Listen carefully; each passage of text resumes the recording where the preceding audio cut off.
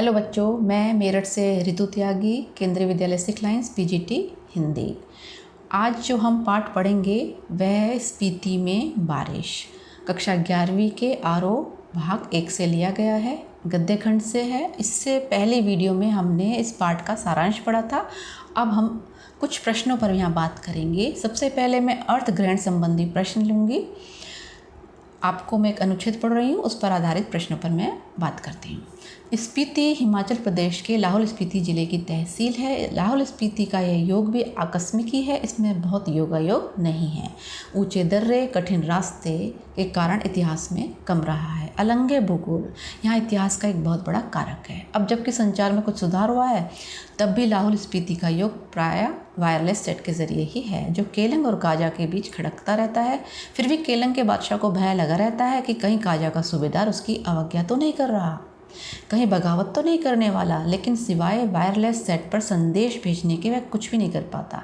बसंत में भी 170 मील आना जाना कठिन है, शीत में तो प्रायः असंभव है। यह अनुच्छेद जो लिया गया है पृष्ठ 70 से है। इस पर आधारित प्रश्न देखिए। स्पीति कहाँ स्थित है? अब उत्तर में देख लेते हैं पहले हम साथ साथ। स्पीति हिमाचल प्रदेश के लाहौल स्पीति जिले की तहसील है। दूसरा प्रश्न, स्पीति का नाम इतिहास में कम क्यों है? फिर मैं पैराग्राफ पर आऊँगी। ऊंचे दर्रे और कठिन रास्तों के कारण और अलंघ्य भूगोल के कारण इतिहास में इसका नाम कम है। केलंग के बादशाह को क्या भय रहता है? केलंग के बादशाह का देखिए अब आप। केलंग के बादशाह को भय लगा रहता है कि कहीं काजा का सूबेदार उसकी अवज्ञा तो नहीं कर रहा, कहीं बगावत तो नहीं करने वाला, ठीक है ना। लेकिन सिवाय वायरलेस सेट पर संदेश भेजने के वह कुछ भी नहीं कर पाता। ठीक, यही उत्तर है इसके। दूसरा देखिएगा। अचरज यह नहीं है कि इतने कम लोग क्यों हैं, अचरज यह है कि इतने लोग भी कैसे बसे हुए हैं। मैंने जब भी स्पीति की विपत्ति बताई तो लोगों ने यही पूछा, आखिर तब लोग वहाँ रहते क्यों हैं? 8-9 महीने शेष दुनिया से कटे हुए हैं, ठंड में ठिठुर रहे हैं, सिर्फ एक फसल उगाते हैं, लकड़ी भी नहीं है कि घर गर्म रख सकें, वृत्ति भी नहीं है यानी कि रोजगार नहीं है। फिर क्यों रहते हैं? क्या अपने धन की रक्षा के लिए रहते हैं, अपनी जन्मभूमि के ममत के कारण रहते हैं, या इस मजबूरी में रहते हैं कि कहीं और जा नहीं सकते, कहाँ जाएं, या फिर और बातों के साथ साथ यह सब कारण हैं? मैं नहीं जानता। मैं तो इतना ही देखता हूँ कि यहाँ रह रहे हैं इसलिए रह रहे हैं, और कोई तर्क नहीं है। तर्क से हम किसी चीज़ को भले सिद्ध कर सकें, स्पीति में रहने को सिद्ध नहीं कर सकते। लेकिन तर्क का इतना मोह क्यों? ज़्यादा करके संसार और निर्माण अतर्क है, तर्क के परे है। ये पृष्ठ 72 और 73 पर दिया गया है। अब क्वेश्चन देखिए।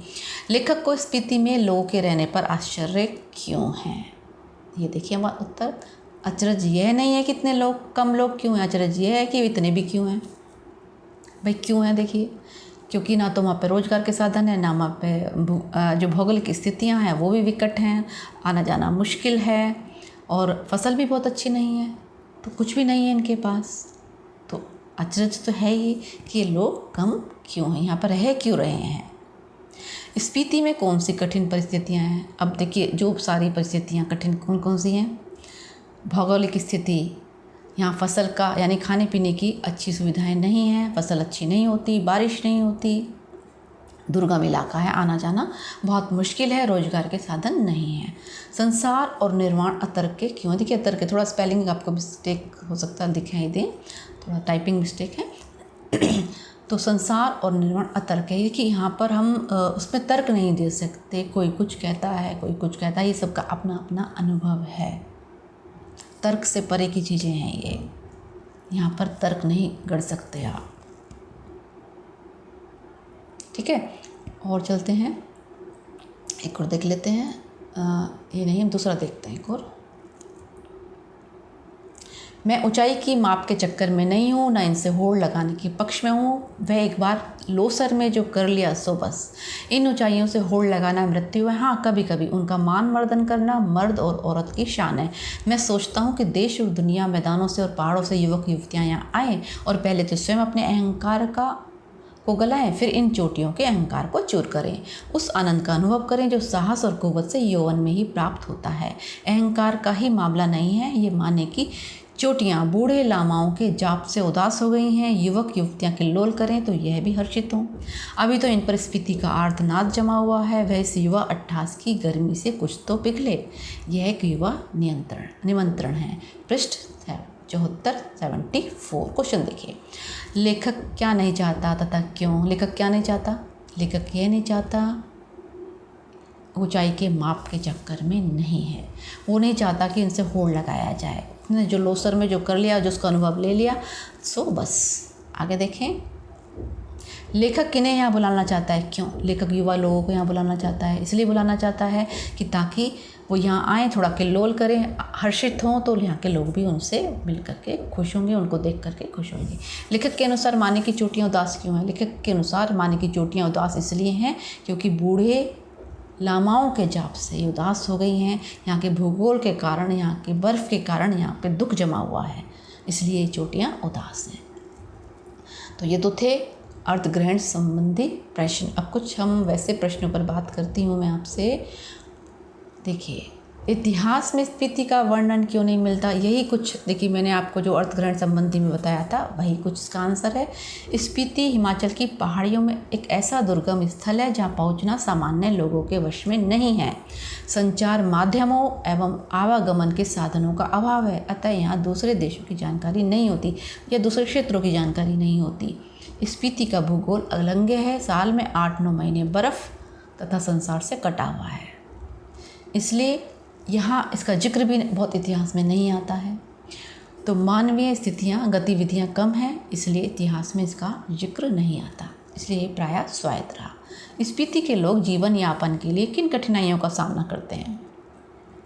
स्पीति का जीवन बहुत कठोर है। यहाँ लंबी शीत ऋतु होती है, 8-9 महीने ये क्षेत्र शेष विश्व से कटा रहता है। यहाँ जलाने के लिए लकड़ी नहीं है, लोग ठंड से ठिठुरते हैं। यहाँ न हरियाली है न पेड़, यहाँ पर्याप्त वर्षा भी नहीं है। यहाँ साल में एक ही फसल उगा सकते हैं, जौ, गेहूँ, मटर व सरसों के अलावा दूसरी फसल नहीं है। किसी प्रकार का फल व सब्जियाँ नहीं है, रोजगार के साधन नहीं है। ये सारी परेशानियाँ हैं। ज़मीन की खेती योग्य नहीं है, सिंचाई के साधन नहीं है, बारिश नहीं होती। तो ये जटिल स्थितियाँ हैं यहाँ की। लेखक माने श्रेणी का नाम बौद्धों के माने मंत्र के नाम पर करने के पक्ष में क्यों है? माने श्रेणी के विषय में लेखक स्वयं प्रश्न करता है, इसका क्या अर्थ है, और फिर स्वयं ही अनुमान करता है कि कहीं यह बौद्धों के माने मंत्र के नाम पर तो नहीं है। ओम मणि पद्मे होम इनका बीज मंत्र है। लेखक इसे बौद्धों का बीज मंत्र और संक्षेप में माने कहकर पाठक के समक्ष ये तथ्य रखता है कि श्रेणी में माने मंत्र का बहुत अधिक जाप हुआ है और उसे ध्यान में रखते हुए इस श्रेणी का नाम माने ही दे देना चाहिए। ये माने की चोटियाँ बूढ़े लामाओं के जाप से उदास हो गई हैं। इस पंक्ति के माध्यम से लेखक ने युवा वर्ग से क्या आग्रह किया है? लेखक ने बताया है कि माने पर्वत श्रेणियाँ बूढ़े लामाओं के जाप से उदास हो गई हैं क्योंकि उनके जाप से यहाँ का वातावरण बोझिल व नीरस हो गया है। लेखक पहाड़ों व मैदानों से युवक युवतियों को बुलाना चाहता है ताकि वे यहाँ आकर क्रीड़ा करें, खेलें, कूदें और ताकि यहाँ का वातावरण में ताजगी व उत्साह आ जाए। चोटियों पर चढ़ने से जीवन अंगड़ाई लेगा, यानी कि मान मर्दन करेंगे जब उसका चोटियों का, तो लोगों में जोश आएगा। वर्षा यहाँ एक घटना है, एक सुखद संयोग है। लेखक ने ऐसा क्यों कहा? स्पीति में बारिश नहीं होती, वहाँ के लोग वर्षा की आनंददायक स्थितियों से अनभिज्ञ हैं तथा वर्षा ऋतु मन की साधें पूरी नहीं करती। साध माने इच्छा। यहाँ की धरती सूखी, ठंडी और बंधिया रहती है। स्पीति में साल में केवल एक फसल होती है। सिंचाई का साधन पहाड़ों से आ रहे नाले हैं। उपजाऊ और खेती की योग्य धरती का तो यहाँ अभाव है, ठीक है, परंतु वर्षा नहीं होती। वर्षा यहाँ के लोगों के लिए घटना है, इसलिए लेखक ने इसे सुखद संयोग माना क्योंकि लेखक के वहाँ पहुँचने पर बारिश हुई और लेखक की यात्रा को लोगों ने शुभ कहा। स्पीति अन्य पर्वतीय स्थलों से किस प्रकार भिन्न है? देखिए, स्पीति अन्य पर्वतीय स्थलों से उसकी कठिनाइयाँ जो हैं, जितनी भी स्थितियाँ आपको बताई गई हैं, वही आंसर यहाँ पर आएगा, ठीक है ना। तो थोड़ा सा और देख लेते हैं। स्पीति में बारिश का वर्णन एक अलग तरीके से किया गया है। आप अपने यहाँ होने वाली बारिश का वर्णन कीजिए। ये थोड़ा रचनात्मक क्वेश्चन है, पाठ के आसपास में आता है। तो आप अपने घर के यानी कि जहाँ जिस क्षेत्र में आप रहते हैं उस क्षेत्र की बारिश का वर्णन कर सकते हैं, ठीक है ना। और स्पीति के लोगों और मैदानी भागों में रहने वाले लोगों के जीवन की तुलना कीजिए, कर सकते हैं आप अपने जीवन की तुलना और स्पीति का जो पाठ आपने पढ़ा है वहाँ की परेशानियों का वर्णन कर सकते हैं और बता सकते हैं किसका जीवन आपको ज़्यादा अच्छा लगता है और कारण भी इसका बताएं।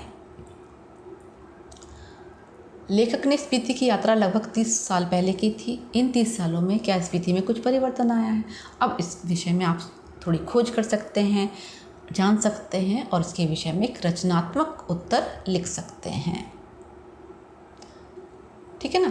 तो मेरे ख्याल से ये सभी जो प्रश्न हैं, आपके इन प्रश्नों को सुन करके, पढ़ करके आपको समझ आ गया होगा पाठ के बारे में। तो मैं उम्मीद करती हूँ ये पाठ आपको अच्छे से समझ आया होगा। आप सभी को मेरा नमस्कार।